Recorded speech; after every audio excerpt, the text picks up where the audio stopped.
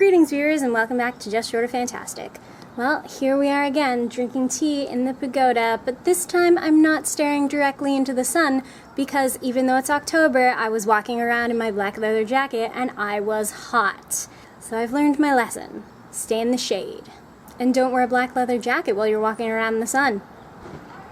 Anyway, so the last video was a little bit longer than I had intended, but I was really pleased with all of the positive reactions and messages that I got from that, so thank you. You're all awesome. So I wanted this video to be a little bit shorter than that one. I was just going to tell you that I was at Starbucks and they have so much cool Halloween swag. Check it out! Yeah, it's a little jack-o'-lantern pouch. Yay! That's neat. But what I really went for was a Starbucks mug. It's a little ghost mug with a little witch's hat. Yay! Isn't that so cute? Ooh. Because, as everybody knows, I'm afraid of no ghost.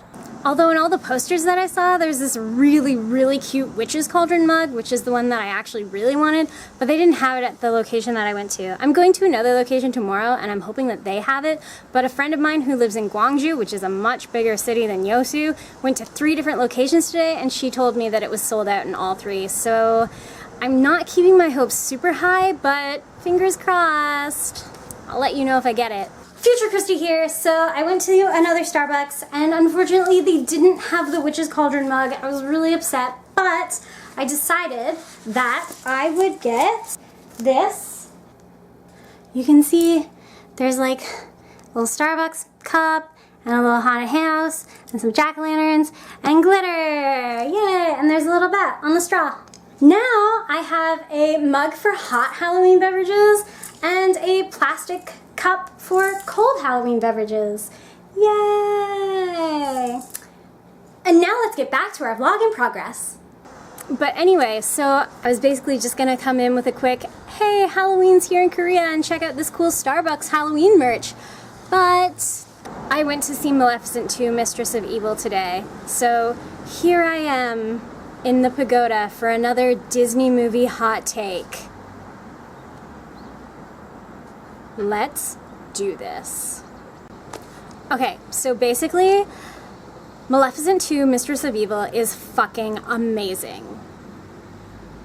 The cinematography is gorgeous, the costuming is fantastic, and all of the actors are on point. More Sam Riley, please.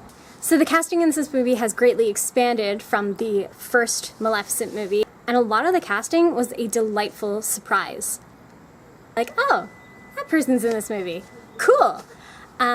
Michelle Pfeiffer is the Queen, Prince Philip's mother, and she is phenomenal. Like, I went for Angelina Jolie, but I stayed for Michelle Pfeiffer. Both of those women are incredible in this movie. 10 out of 10 would go again. But that's not really what I want to talk about. What I really want to talk about is, so I've noticed this trend in Disney movies towards being more open and emotional and sensitive. And what I mean by that is not just the power of love to break a spell or death, but the power of tears. Disney in Maleficent 2, Mistress of Evil does that thing where the main female protagonist cries and her tears bring someone back to life. This happened in Tangled, and I'm sure it's happened in a couple of other movies, but the one that comes immediately to mind is in Tangled when Rapunzel cries and the golden power from her hair is in her tears and it brings Eugene back to life. So in Tangled and also in Maleficent 2, Mistress of Evil, the power of the female protagonist's tears are what brings their loved one back from death. And I think this is phenomenal. I think it sends a very powerful message about the power of tears and the power of showing sadness and grief and despair, and how even though in the real world it doesn't bring our loved ones back to life, it is a very critical part of catharsis and releasing negative emotions. And so I applaud Disney for this and for showing this in their movies. Disney, you're doing a great job, but I think the next step is to get men and boys in on this trend as well. Women have been open and honest about their feelings for millennia. I think it's time that you show boys and men that it's okay for them to cry as well, and to show the power of male grief and male sensitivity. Now is the time. Don't disappoint us. The Little Mermaid is coming out. Why not have the big twist be that Ariel actually turns into sea foam and Prince Eric has to cry, and then the sea foam becomes her again? I mean, I'm just spitballing here, but I think it's time. I think we can see a Disney prince cry. I think the world needs to see a Disney prince crying, openly, honestly. I think we should be centered enough in our masculinity that we can show tears and show the power of those tears to a greater audience. Don't let me down, Disney. I mean, if I thought about it for a little bit longer, I'm sure there are other things that I could say about Maleficent 2, Mistress of Evil.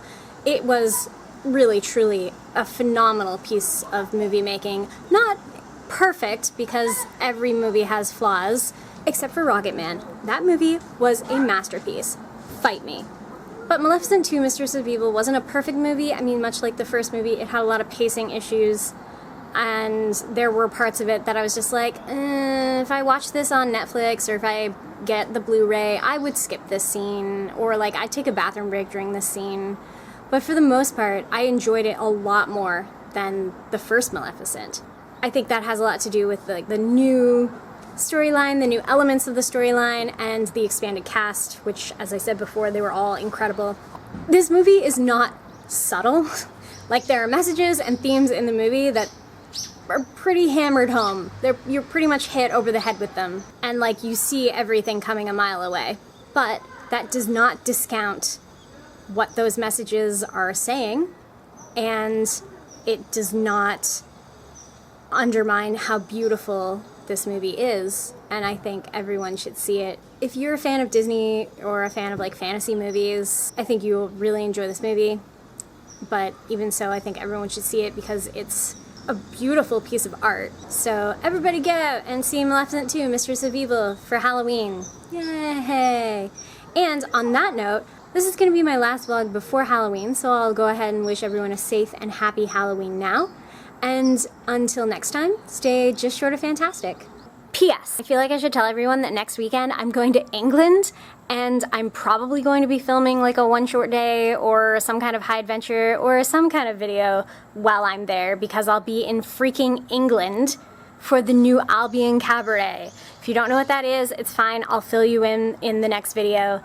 It's gonna be awesome, and I'm super excited. So until next time, stay just short of fantastic.